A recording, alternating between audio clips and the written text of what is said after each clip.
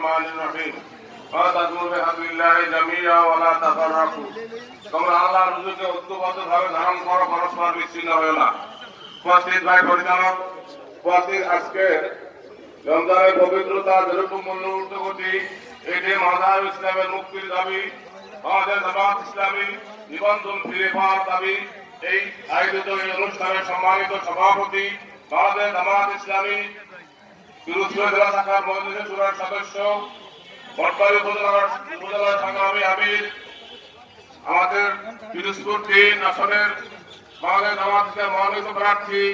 সাবা degree কলেজের সহকারী অধ্যাপক জনাব